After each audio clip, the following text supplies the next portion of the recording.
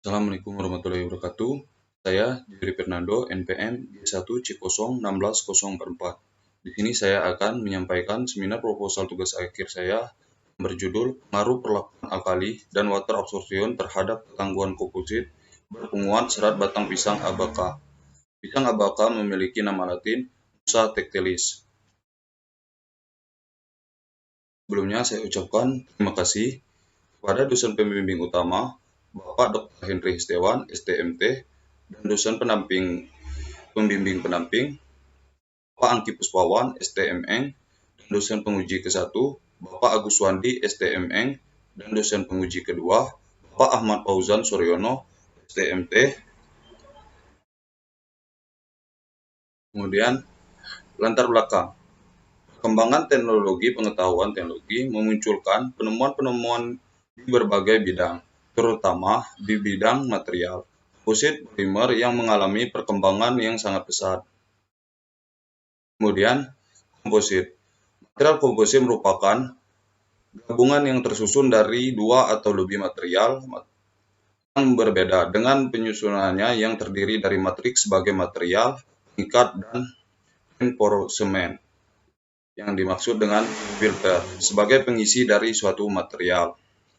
Kemudian, serat batang pisang Abaca adalah salah satu spesies yang merupakan tumbuhan asli Filipina, namun tumbuh liar dengan baik di Kalimantan, Sumatera Selatan, Sulawesi Utara, khususnya di Pulau Taulit di Desa Eseng.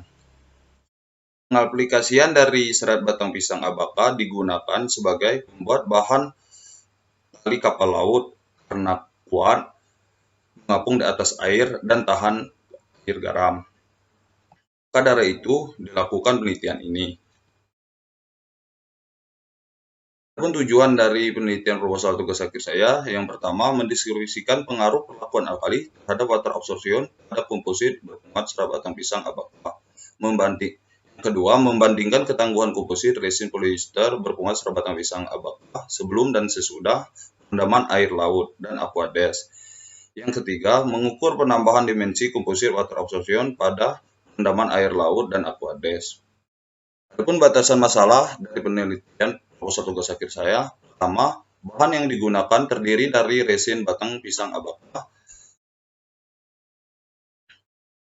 resin polyester Eukalak, BQN 157, dan katalis jenis metalik ketone peokit. 2. Perbandingan resin dan katalis adalah 100:1. Ketiga, perlakuan alkali meliputi perendaman dalam 5% NaOH selama 1 jam, 2 jam, dan 3 jam yang diikuti dengan proses netralisasi menggunakan air bersih. 4. Teknik manufacturing menggunakan metode N-Layup. 5. Larutan untuk uji water absorption menggunakan air laut dan aquades. Terakhir yang ketujuh, pengujian yang dilakukan adalah uji water absorption yang mengacu pada standar ASTM D570 dan pengujian empirik mengacu pada standar ASTM D5942. Tinjauan pustaka komposit. Komposit adalah suatu material yang terbentuk dari dan kombinasi dua atau lebih material sehingga dihasilkan material komposit yang mempunyai sifat mekanik dan karakteristik yang berbeda dari material pembentuknya, yang mana dapat kita lihat pada gambar. Selanjutnya, resin polyester. Resin adalah senyawa polimer rantai karbon. Polimer berasal dari kata poly, artinya banyak, dan mer, artinya ikatan. Senyawa polimer rantai karbon dapat didefinisikan sebagai senyawa yang mempunyai banyak ikatan rantai karbon. Resin merupakan bahan pembuat fiberglass yang berwujud cairan kental seperti lem berkilir hitam atau bening, berfungsi untuk mengeraskan semua bahan yang akan dicampur. Resin polyester dapat kita lihat pada gambar. Selanjutnya, serat pisang. Serat pisang Abaca merupakan salah satu serat alam yang berpotensi sebagai penguat komposit. Batang pisang Abaca memiliki jaringan seluler dengan pori-pori yang saling berhubungan, serta apabila telah dikeringkan akan menjadi padat, menjadikannya suatu bahan yang memiliki daya serap yang cukup bagus. Selanjutnya, katalis. Katalis adalah cairan yang sering digunakan pada proses pembuatan komposit. Fungsi dari bahan ini adalah untuk menciptakan reaksi pengeringan dalam suatu ruangan. Namun pencampuran katalis 0,2% ke dalam resin ini harus sesuai dengan aturan, yaitu dengan presentasi 0,2 sampai 0,5%. Untuk pengujian serat pada batang pisang abaka, penyerapan pertama menggunakan penyerapan air water absorption. Penyerapan air water absorption dalam komposit ini merupakan kemampuan komposit dalam penyerapan uap air dalam waktu tertentu. Water absorption pada komposit merupakan salah satu masalah terutama dalam penggunaan komposit di luar ruangan.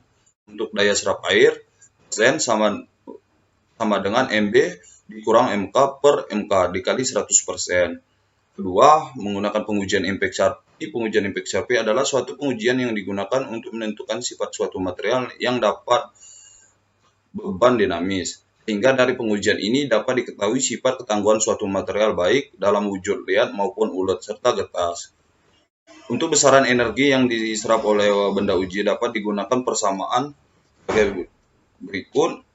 Serap sama dengan R dikali R cos beta dikurang cos alpha. Untuk nilai kekuatan impak dapat dihitung menggunakan persamaan sebagai berikut. A1 sama dengan E serap per A.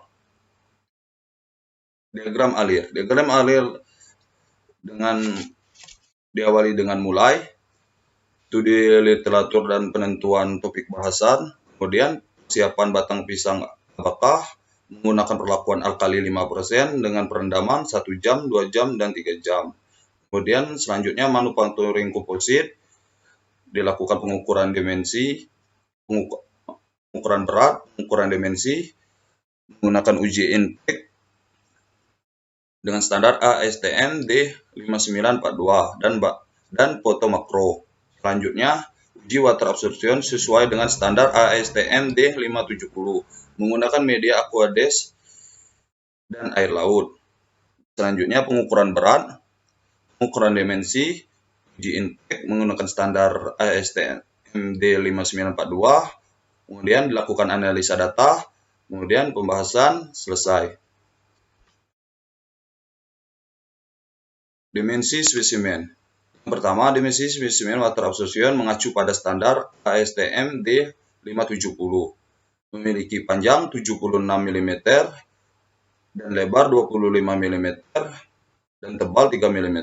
Kedua, dimensi spesimen uji impact untuk komposit mengacu pada standar ASTM D5942.